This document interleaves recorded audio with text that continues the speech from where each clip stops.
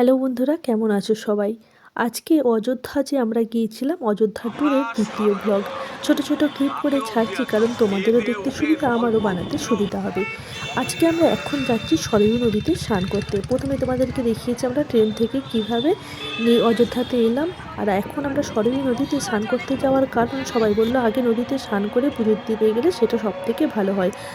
আমরা বেরিয়েছি, এখন সময় হচ্ছে 12:30 থেকে 1টা, কিন্তু ওয়েদার দেখে মনে হচ্ছে যেন কত সন্ধে হয়ে গেছে।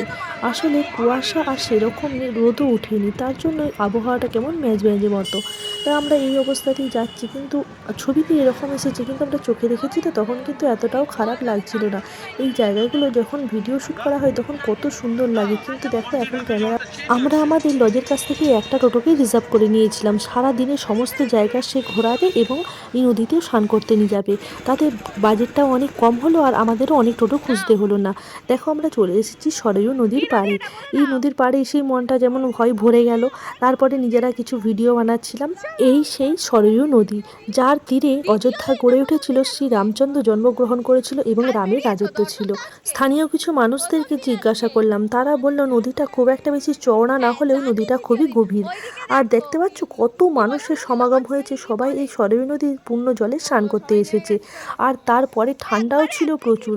আর কত বোট আছে এইখানে, আর এরকম মানুষ যখন চেঞ্জ করতে পারে জামা কাপড়, সেই জন্য অনেক জায়গা করা আছে। আর বুঝতে পারছি না আমরা কোন জায়গাটায় ঠিক স্নান করব, কিন্তু প্রচুর জলে নোংরাও আছে। তার সাথে এই নদীতে ঘোরার জন্য অনেক লঞ্চ আছে, বোট আছে।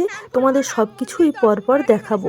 দেখতে পাচ্ছ এই বোটগুলো কত সুন্দর করে সাজানো আছে, এবং মানুষ এখানে বসে পুজো দিচ্ছে, স্নান করে আরতি করছে, জলে ভাসাচ্ছে প্রদীপ, সব কিছুই এখানে সিস্টেম আছে। আর এই যে মানুষ দেখতে পাচ্ছ, ওগুলো বোটে করে ঘুরতে যাচ্ছে, পার মাথা পিছু 100 টাকা করেই নিচ্ছে। আমরা এসে এখানে নদীতে জলটা একটু ভরে নিলাম, যেই জলটা আমরা অযোধ্যা নদীর জল বাড়িতে নিয়ে যাবো। এইটা আমরা যেটা বসে আছি এখন জল ভরার জন্য, এটা হচ্ছে ব্যারিকেড। এই দিকে নদীটাকে যাওয়া যাবে না, কিন্তু এই দিক থেকেই গভীর শুরু হয়ে যাচ্ছে। আমরা নিজেদের কিছু ফটো নিয়ে নিলাম। আর এই যে যেখানটা আমরা স্নান করছি, এই দিকটাতেই পারমিশন আছে নামার, আর ওই দিকে কিন্তু নদী গভীর। এখানে অনেক বাচ্চা ছেলেরা আছে, তারা পয়সা কুড়োচ্ছে বা আরও অনেক কিছু করছে। আমার স্নান করার পুরো ভিডিওটা দিলাম না, কারণ ওইটা কপিরাইট এসে যাবে, সেই জন্য তো অল্প একটু দিলাম। আর জলটা কিন্তু প্রচণ্ড মারাত্মক ঠান্ডা, একদম যেন মনে হবে ফ্রিজের জল। কিন্তু এই জলটায় স্নান করার পরে পুরো শরীরটা একদম হালকা হয়ে যায়।